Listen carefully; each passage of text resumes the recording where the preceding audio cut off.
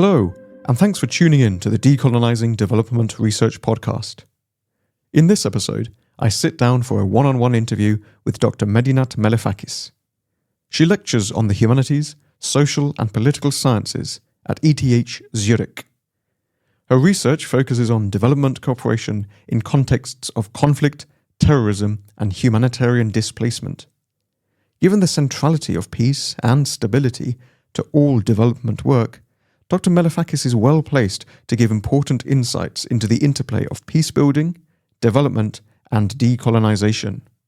I hope you enjoy the conversation. Okay, Dr Malefakis, welcome to the podcast.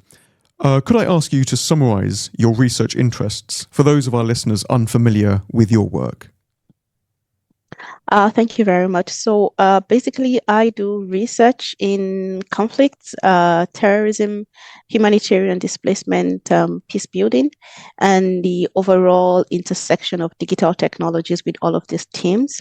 Much more recently, especially with my job at NADL, I've now been involved with teaching the cultural and social aspects of development cooperation, which then includes aspects related to colonialism, decolonialism, decolonizing aid, vestiges of colonialism in development cooperation like slavery, racism, the white gaze in development, white savior complex. So basically those are my research interests and focus. Thank you very much. And given the focus of this podcast on global development in particular, we thought it really important to hear from you, given your experience and your expertise in conflict and peace building and displacement, etc. So could I begin by asking you, what does decolonising research actually mean to you? I think for me, when we talk about decolonizing research, it means that we have gotten to the point where we can say that research is free from the vestiges of colonialism. There's a big assumption, I would think, that decolonization is about undoing colonialism, and I think that that is, in a way, impossible. To decolonize research, it's quite impossible to undo what colonialism has done to research when it comes to research collaborations, knowledge production. What we can hope to achieve in decolonizing research is that we have gotten to a point where the relics of colonialism are no longer visible in research. We cannot find, for instance, power hegemonies based on skin color. We cannot find, for instance, institutionalized racism being exhibited or reflected in research collaborations or in research processes. We cannot find the wide gaze of development determining what research questions or research locations or research outcomes would look like. I think for me, this would be, broadly speaking, what decolonization in research would mean to me. Okay, thank you. That's a very clear explanation of decolonization. Do you think that the colonial nature of established research practices limits or holds back research in conflict and in peace building? Let's not even restrict it to conflict and peace building itself, in the sense of the broader aspects of what development cooperation is, of which, of course, aspects of peace building and conflict management is part of it. Definitely, colonialism is a big aspect of it. We unfortunately can no longer run away or gloss over or ignore that up until now, 2024, we are still having a lot of vestiges of colonialism in peace building, in conflict management, in development cooperation. Whether it's simple vestiges such as racism, where, for instance, the world views and common sense ideas of what life is about and what relationships between people should be about is still being determined by the color of their skin. We can still find evidence of this in conflict management, in development of peace building mechanisms, in what kind of peace is peace programs and peace project or peace building projects are designed. We can still find all of this. Whether it's internalized racism, where the assumption is that people of color are inferior and powerless, and all solutions about issues relating to conflict management and peace building can only be found by global South global north practitioners or funders, and they are the ones who can, for instance, develop the best peace building mechanism, the best mediation efforts, the best conflict management solutions to conflicts across the world, especially conflicts that are happening in areas where you term as global south. And when I say global north and global south, please note that I'm doing that with inverted commas, because these kinds of terms and terminologies are also very problematic in that sense.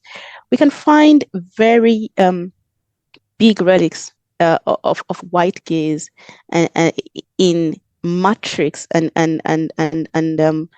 metrics and even assumptions of development indices, where, for instance, how development is measured, where development is said to have taken place.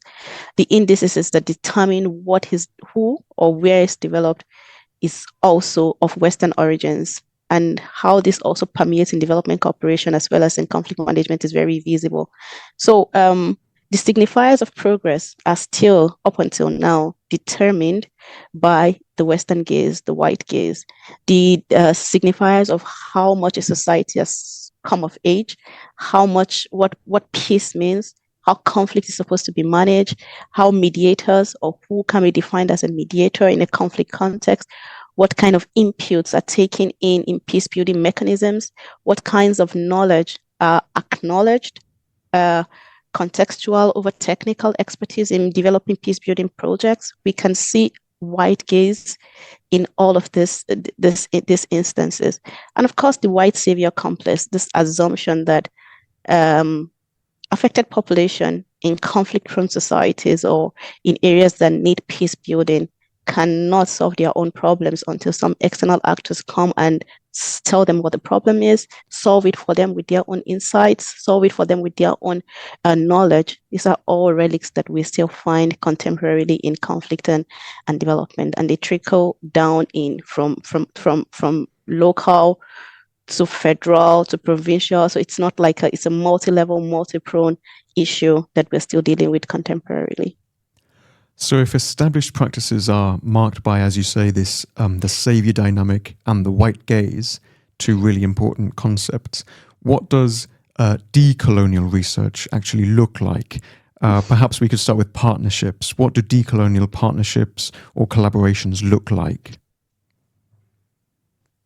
Thank you for that question. I think decolonial research is, for me right now, like a concept that is quite, I don't want to say it's impossible, but it's very difficult to attain. And it's not for lack of trying. There's been quite a lot of efforts that is supposed to take us to this, but we're just not there yet. But to answer your question of what decolonial research would look like, I think the first element of that would mean that topics and themes that define research and research collaborations, because you also asked about research collaborations. The first is that the topic and themes that defined this would need to change. They would not be topics that seek to locate or situate people of color or contexts that are not Western.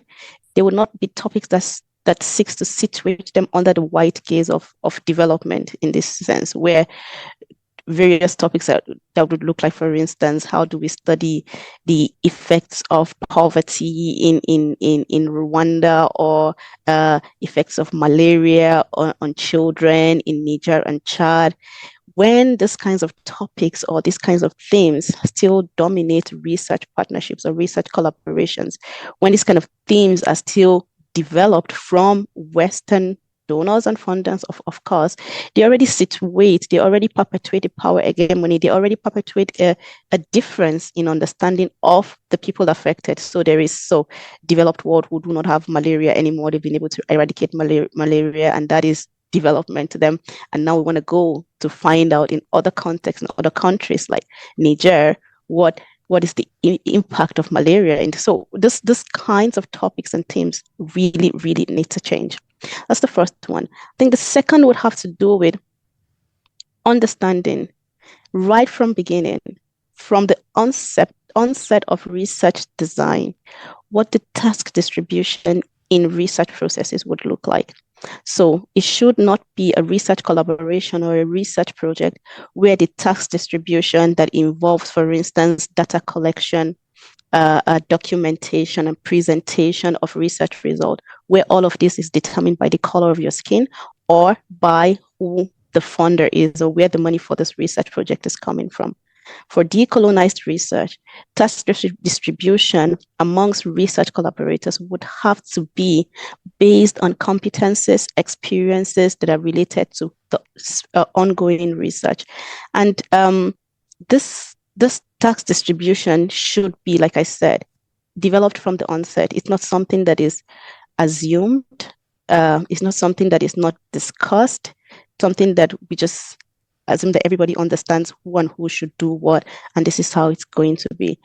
Decolonized research would involve nitty-gritty understanding of this kind of task distribution right from the onset, right?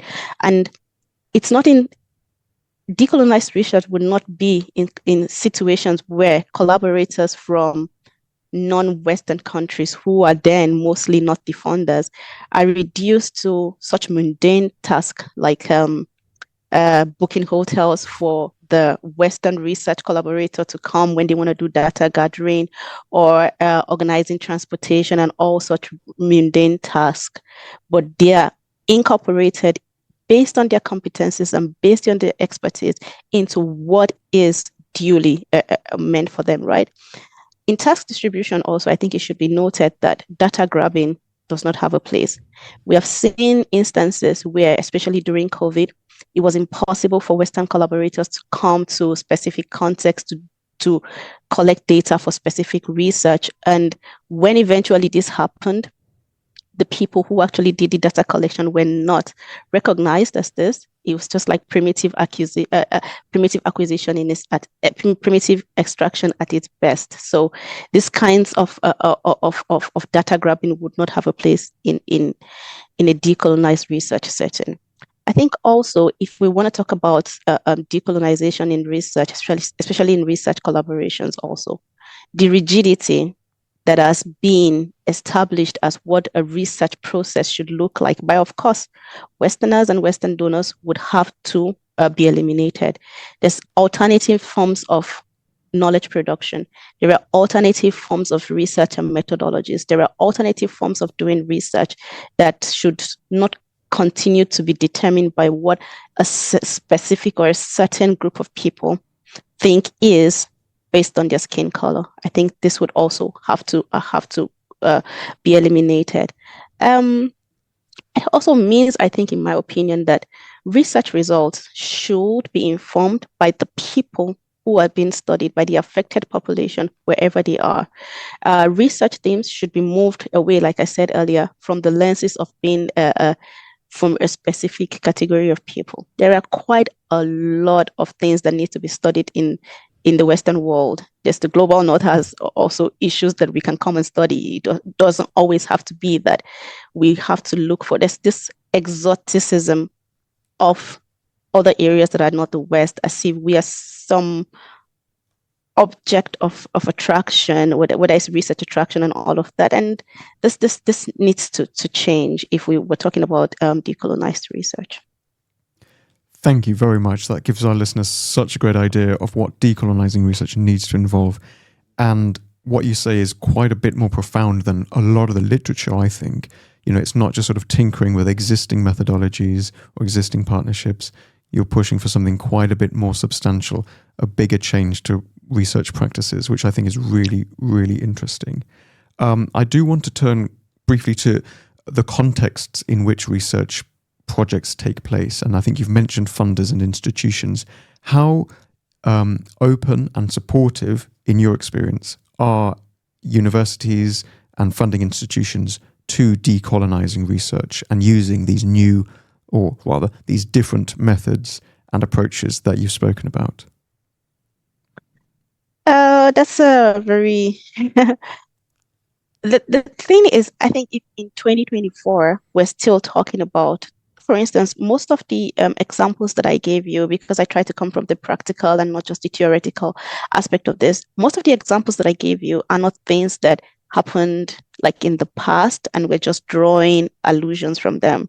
There are things that are contemporarily happening right now. And if we are still talking about decolonizing research and research partnerships in this way at this time, then it's kind of evident that funding institutions and funding organizations, as well as, like I say, as well as certain researchers on the Western from Western countries, are still not the the question is not whether they know or understand this. It's a different conversation, but how willing, I think, is more of the will to act, and the work that is assumed to be involved in decolonizing funding relationships, research funding, research collaboration. I think that's where the problem is. So the willingness to do the work, the willingness to confront this, to talk about the issues, to recognize this from the start, to put in regulations and conversations, and to put in processes that will make this change. For instance, one big elephant in the room when it comes to decolonizing, when it comes to research collaborations, especially between, like I said, global North and global South, in parentheses, it's about the question of fairness in how the research is managed, fairness in how the research is processed, how the tax is distributed, how the processes are going to go on. And what happens is that fairness is left to the largesse of course, Western collaborators, and not talked about from the beginning. So it's not about the fact that this is not known, or what should happen is not. It's just more about the political, maybe not political, but the will to do what is right, the will to effect these changes, and the willingness to be challenged, the willingness to allow for these kind of conversations to lead to the desired change, I think is the problem, if you ask me. Okay, and a lot of research on conflict and displacement, etc., concerns not just research institutions, but other organizations like civil society, aid agencies, governments, etc. Do you find that they are more supportive of decolonial methods? Is there a difference? Or if they're from the global north, they are the same, they have the same approach as institutions of research? I think it would really be a disservice to lump both this practical aspect of the practical aspect of development cooperation, whether it's conflict management or humanitarian displacement, versus the academic aspect, which would involve the institutions and the research basis. I think we would find on both sides organizations or institutions who are making the move and the leap to decolonize their methods, whether it's humanitarian organizations, whether it's civil society organizations, whether it's institutions, for instance, like NADL. We are already making very pragmatic leaps towards decolonizing not just ourselves, but the institution, how we do things. So on both sides, there are people there are organizations who are making efforts. And of course, there are people who don't consider this like a priority, either for right now or for forever. So to say that whether the academic aspect have moved on much faster than the humanitarian the thing with academics, especially in the Western world, is that it's a very, I don't want to use the word cult, but it's a very closed. It's not as you would find quite a lot that academics, as much as we have our PhDs, we are professors, we're in some instances very detached from reality in a lot of instances. And when I say reality, I'm talking about the when it comes to the practical application of research results, it's a different world out there. And in that sense, yes, we would say that the practitioner side of the humanitarian organizations or peace-building organizations, they have confronted more these conversations. They have been invited in a lot of places. They, for instance, interact with affected population in different countries and contexts. Researchers and academics, not as much. And so in that way, there's a bit of a detachment on the academic side with conversations relating to decolonization versus only if we are measuring it with how much the practitioners have been exposed to this kind of conversations. But it doesn't also, there's no data here to measure how, who has done what or who has moved on or who has been able to now begin the road or the journey to decolonization. Okay, that's very interesting. Thank you. Sticking with the practical side of things, do you think that decolonizing research can contribute to more sustainable peace building throughout the world? Do you think it helps peace building and conflict resolution by using decolonial methods? Definitely. There's no, so the thing with decolonization is that there's no downside to it. This is always going to be like, it's a better way of doing things. It's a much more pragmatic way of doing things. If, for instance, we're able to decolonize peace building or conflict management, what it will mean is that the insights of local actors, local CSOs, local academic institutions who work on peace building, it will mean that their insights become valued and no longer dismissed or devalued when it comes to creating processes that are going to be used, for instance, in designing peace building programs or conflict management programs.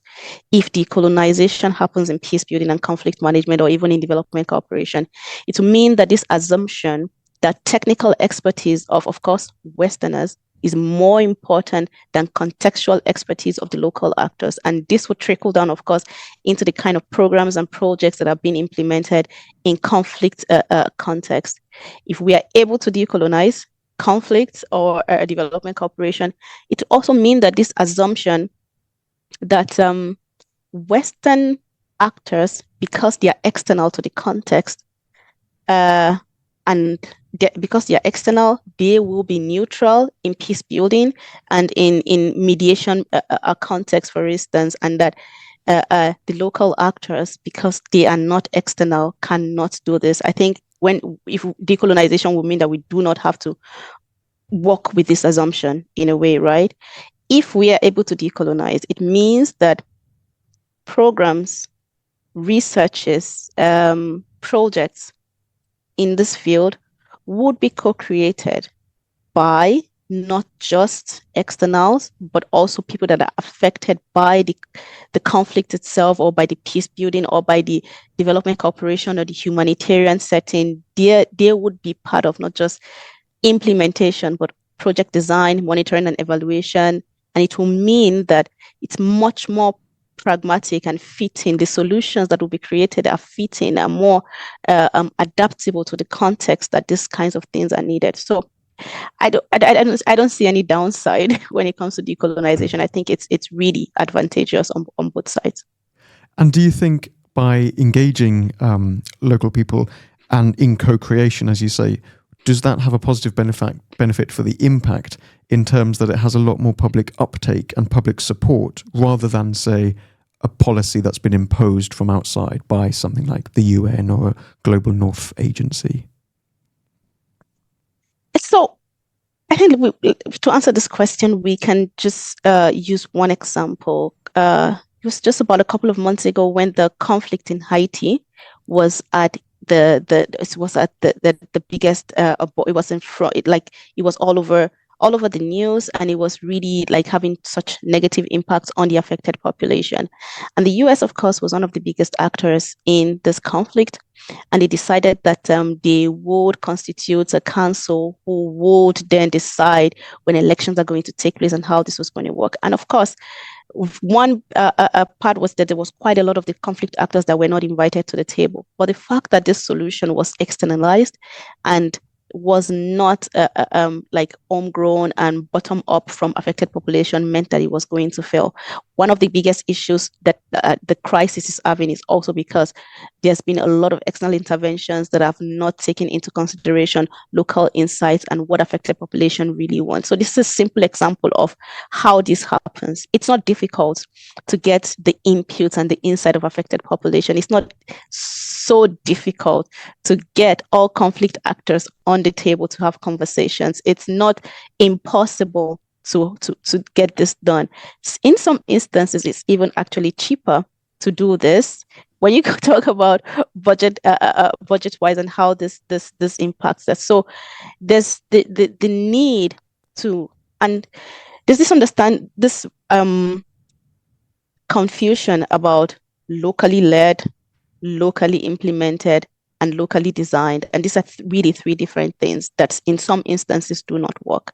But the need to co-create, the fact that we recognize that there's quite a lot of conflict contexts that do not have the means, usually the financial means to be able to develop this, means that funding would always, not always, but would be needed from external actors.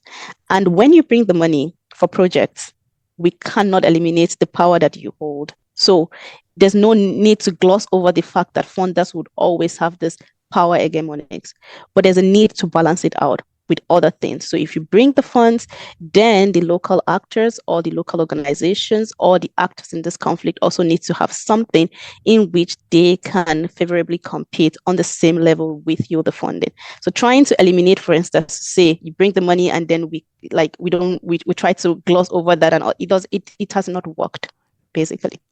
Okay, the example of Haiti is a really good example of how not to do policy making, perhaps. Yes, please. Could you perhaps end by giving our listeners an example of a good example of how to do policy creation? Okay, well, maybe not policy, but maybe project and program implementation that is quite with good co-creation. Like I always say, I think is the way to go. It's not glossing over, it's acknowledging power imbalances and hegemonies and trying to put everybody on a level playing field, right? So I give an example, for instance, of a co-created project that is being implemented by the Global Survivors Fund. In this project, it's designing interim reparative measures programs for survivors of conflict-related sexual violence. From the beginning of the project, there's no project to implement. And this is because it's survivor-centered. So you go to the survivors and ask them, what do they think reparations means for them? When they tell what they think reparations is, that's when the program design starts. And it is from their choices, together with their inputs, that the program is then co-created, the project is then co-created. So that's one level of involving the affected population. The second level is there's a steering committee which makes the big decisions about what the project is going to be and how it's going to be implemented. And the regulation is that in this steering committee, survivors who are the affected population in this project, they constitute 40% of the steering committee. So no matter how many people are in the steering committee, the CRSV survivors have to be 40%. Then it went further to say that the CRSV survivors who are on the steering committee, they have the right to say which other members of the steering committee can be or cannot be on the steering committee. But the other members of the steering committee cannot say which survivors can be on the steering committee or not. So this is balancing power, and this is putting everybody on level playing field. And the reason why this is important, for instance, is that the members of the steering committee come from other organizations, there's international organizations like the UN, like Save the Children. We have then community members, religious leaders, like various facets of people on the steering committee. But survivors who sometimes might have been disadvantaged or discriminated against or stigmatized because of their violations now sit on the same table with this kind of people, and they have the power, this kind of powers that kind of balances out whatever powers that other people have. So this is a second level of co-creation that is quite important. And then the third one, which is also quite important, is in the monitoring and evaluation of this project, the survivors, there's a photo voice which is used, and the survivors are the ones also in charge of this. They take pictures, for instance, of what their lives are currently before the project's implementation starts, and then what their lives look like by themselves. They get to choose what the lens is, what is it that they take a picture of, and this is how the baseline and interim and final evaluation of the project is done. So for me, if you ask for a good example of what co-creation and involvement of affected community is, and maybe decolonized project look like, this is what I would give you. That's a really, really useful and interesting example. Thank you so much. And if our listeners want to find out more about that project, I'll put some details in the description so they can explore fine, yes. and use that as a model. Dr. Malefakis, thank you so much for your time today. It's been really interesting to hear your insights, and we're really, really grateful for you sharing your expertise and your experience. Thank you so much. Thank you very much for having me. Thank you so much. I hope you enjoyed this interview. To find out more about Dr. Malefakis' work, you can find her profile on the ETH Zurich website, or you can explore her work, including her latest book, Humanitarian Displacement and Boko Haram in Nigeria, wherever you find your publications. Thanks for listening.